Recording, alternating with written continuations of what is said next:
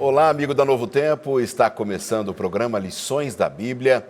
Que bom poder contar com a sua audiência e saber que a cada semana nós podemos crescer juntos no conhecimento da Palavra de Deus, que é tão importante, tão significativo para cada um de nós. Você é muito bem-vindo ao programa e você que já acompanha sabe que a nossa missão é sempre tirar algum ponto especial da Palavra de Deus para colocarmos em prática em nossa vida através deste nosso manual de estudos que nós usamos em nosso programa, que carinhosamente é conhecido em todo o Brasil e em todo o mundo como o nosso manual da Escola Sabatina. É a lição da Escola Sabatina, que é o nosso manual de estudos aqui no programa Lições da Bíblia. Em nosso blog tem informações importantes para você que não tem um manual como este, saber como você faz para ter acesso a este manual, para que as nossas conversas, as nossas discussões façam bastante sentido na sua vida, na minha vida, na vida de todos nós. Hoje nós recebemos dois amigos conhecidos já aqui no programa Lições da Bíblia. Eu tenho o prazer de receber o pastor Edson Schock. Tudo bom, pastor? Bom dia, boa tarde para todo mundo. Estamos muito felizes de estar aqui para partilhar a palavra de Deus. Quando uno fala da palavra de Deus, uno não está falando de qualquer livro. Está falando... Mas o livro, né? É o livro, as orientações que Deus nos dá. Pastor Edson, você é muito bem-vindo. Para aqueles que não conhecem, o pastor Edson Schock, ele é o líder da Igreja Adventista para esta área de estudo da Bíblia através deste manual que nós usamos aqui no programa. E envolve aí 8 países, não é? O Brasil, mais 7 países. E a gente tem uma alegria muito grande de saber que esse estudo da Bíblia tem crescido a cada dia, não é, pastor? O que você pode dizer para a gente? Creio que sim, né? Nós temos milhões de pessoas que usam esse manual para estudar a Bíblia. A ideia não é estudar a lição, é estudar a Bíblia. Claro. E o manual, a lição da Escola Sabatina nos ajuda para poder estudar sistematicamente a Bíblia. Por exemplo, agora estamos estudando o livro de Atos, um livro historicamente maravilhoso para a missão. Exato. Por isso que creio que vai ser muito edificante, está sendo muito edificante o estudo deste livro. Claro, muito bom. Eu também tenho a alegria de receber aqui no programa hoje o pastor Gilson Brito, que é pastor aqui na Rede Novo Tempo de Comunicação, é apresentador do programa Além dos Fatos, tanto da TV quanto do rádio. Muito bem-vindo, pastor. Uma alegria recebê-lo mais uma vez. Obrigado, amigo. Prazer estar contigo, com o pastor Edson e com os nossos queridos telespectadores, né? Para a gente compartilhar esses momentos preciosos de estudo da Bíblia. É isso aí.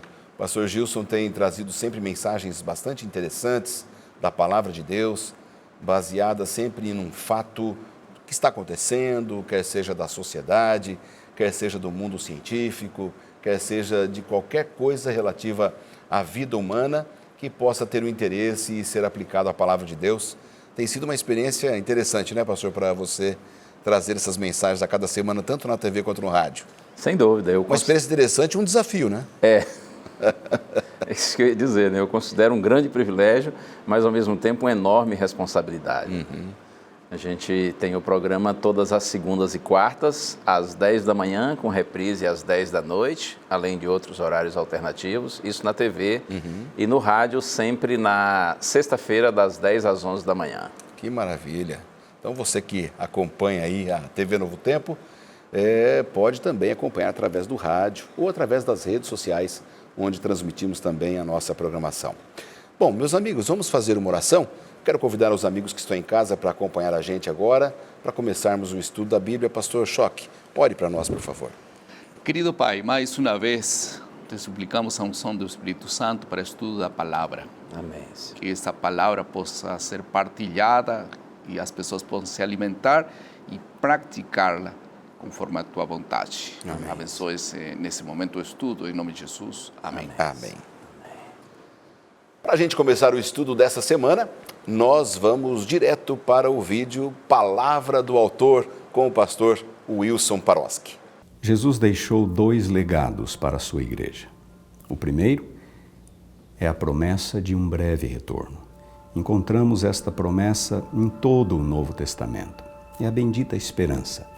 Lá no livro do Apocalipse, uma das últimas promessas é exatamente esta: eis que venho sem demora. Mas Jesus também deixou um segundo legado para a igreja, e este é uma missão, a missão de testemunhar dele, de levar este evangelho a todo o mundo, até os confins da terra. Ora, nós temos aqui uma aparente contradição. Esses dois legados parecem ser meio que opostos entre si, porque, de um lado, a missão exige tempo. E como harmonizar, então, o tempo que é necessário para cumprir esta missão? E 2000 anos depois, e Jesus ainda não veio, com a promessa do seu breve retorno. Na verdade, é no equilíbrio destes dois legados que repousa a saúde espiritual da igreja. A promessa do breve retorno deve nos lembrar de que o preparo para o encontro com Cristo deve ser algo urgente. Devemos estar prontos hoje para o encontro com Cristo. Não devemos deixar isto para amanhã. Por outro lado, a missão mundial com a qual Jesus nos incumbiu, também deve ser um lembrete de que nós não devemos esperar pelo retorno de Cristo de maneira ociosa. Uma vida espiritual meramente contemplativa, como alguns o fazem, afastando-se das cidades, afastando-se das pessoas e se preparar lá em algum lugar remoto para o encontro com Cristo. Não, nós devemos esperar, estar prontos, como se Jesus fosse voltar hoje, mas continuar envolvidos na missão da igreja como se ele fosse levar outros 100 anos para voltar. Ao mesmo tempo, o trabalho na missão da igreja deve ser sempre à luz da promessa do breve retorno de Cristo. Não faremos nada de errado, não batizaremos pessoas simplesmente por batizar, porque nós queremos estar prontos, em paz com Deus, para que possamos encontrá-lo em breve, quando ele vier nas nuvens dos céus. Com essa introdução do pastor Wilson Paroski, a gente já tem aí o rumo do tema dessa semana. E você sabe, você que acompanha o programa, estamos ainda no início de uma temporada estudando o livro de Atos dos Apóstolos. O tema geral é o livro de Atos dos Apóstolos e o tema dessa semana é a vida na igreja primitiva. Eu queria ouvir dos nossos convidados aqui, a vida na igreja primitiva era diferente da vida de hoje? Como é que vocês veem essa questão? Pastor Gilson, começar com você. Eles tinham desafios como nós temos, né? Mas algumas características dessa igreja chamam realmente assim muito a atenção. E a primeira delas que eu mencionaria, que está inclusive aqui em nosso guia de estudo, é o fato de que eles tinham um senso de urgência tão grande com relação à proximidade da segunda vinda de Cristo e um compromisso com a missão de anunciar o Evangelho, anunciar esse retorno de Jesus. Eles viveram com tanta intensidade essa crença de que Jesus estava voltando e de que eles tinham uma missão urgente a proclamar ao mundo, que, como eu disse, um aspecto que chama atenção é o fato de que eles se desprenderam dos seus bens materiais, né? De uma forma assim grandiosa. Eles não eram obrigados a fazer isso, né? Não era um requisito para ser membro da igreja. Alguém tinha propriedades e abrir mão das propriedades, vendê-las e colocar o dinheiro na mão dos apóstolos para que os apóstolos pudessem usar esse dinheiro para a propagação do Evangelho e para ajudar os mais necessitados da igreja. Eles não tinham obrigação de fazer isso, né? Não era um requisito para ser membro. No entanto, o senso de urgência... Eles tinham esse espírito, né?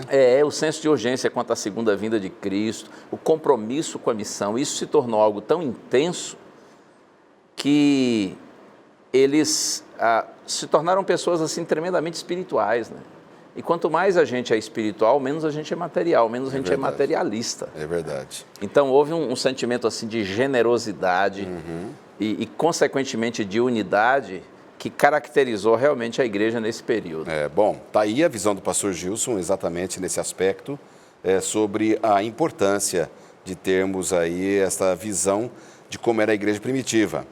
Agora, pastor Choque, a sua visão também, especialmente por sabermos que a igreja não tinha estrutura nenhuma, né?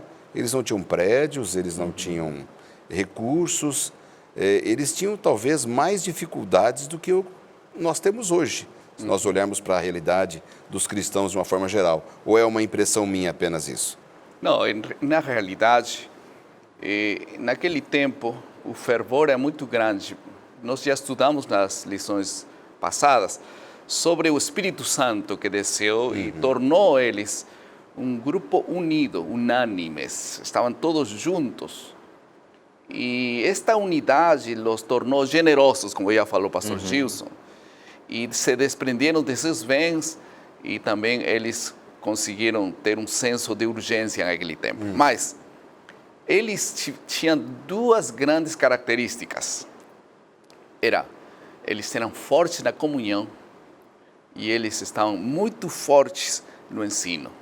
Focados em duas coisas, o ensino, diz a Bíblia, e também a comunhão. Quando uno lê aí Atos capítulo 2, verso 43, diz, e perseveravam na doutrina dos apóstolos e na comunhão, no partir do pão e nas orações.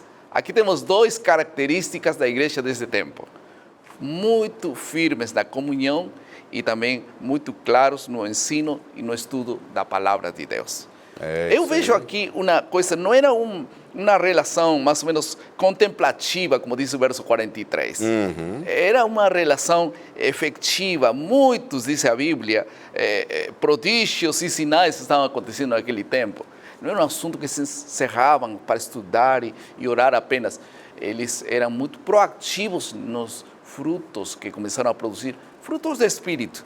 Não eram eles extraordinários, era o Espírito extraordinário atuando na vida de pessoas simples que se deixaram guiar naquele tempo. É interessante que esse foco, ele é muito importante para a gente, para a nossa vida espiritual, para a sua que está em casa, acompanhando o programa de hoje, onde quer que você esteja. A mim me parece que quando nós nos dedicamos a aprender, a ensinar, a aprender da palavra de Deus e manter essa comunhão, que esses são dois segredos importantes, não apenas para a unção do Espírito Santo, mas para cumprirmos a missão do Senhor Jesus, né? Seriam premissas básicas, pastor, essa parte do ensino e da comunhão para a gente que é cristão hoje? Sem dúvida, é essencial. Eles não só recebiam a palavra, como também transmitiam. E na medida em que estavam dispostos a transmiti-la, mais eles tinham compreensão da palavra e eram alimentados por ela. Um dos grandes problemas que eu entendo hoje, nós cristãos, né, de modo geral, é que a gente recebe muito, mas transmite pouco. Né? E esse alimento que nos faria bem se nós exercitássemos no sentido de transmiti-lo, muitas vezes nem nos faz tão bem assim, pelo contrário, né? Alguns cristãos tornam-se muito, como que eu diria, muito convencidos, né? Cheios de conhecimento, se orgulham do conhecimento que têm, mas um conhecimento que não é compartilhado, como eu disse, muitas vezes, em vez de fazer bem, pode fazer mal. Exatamente. Sabe que uma vez, aliás, já mais de uma vez, pregando sobre a igreja primitiva, né, a igreja apostólica, eu costumo dizer assim, que eles eram poucos, eram pobres e foram, um pouco mais para frente aqui nas próximas lições a gente vai ver, foram tremendamente perseguidos, né? Poucos, pobres e perseguidos.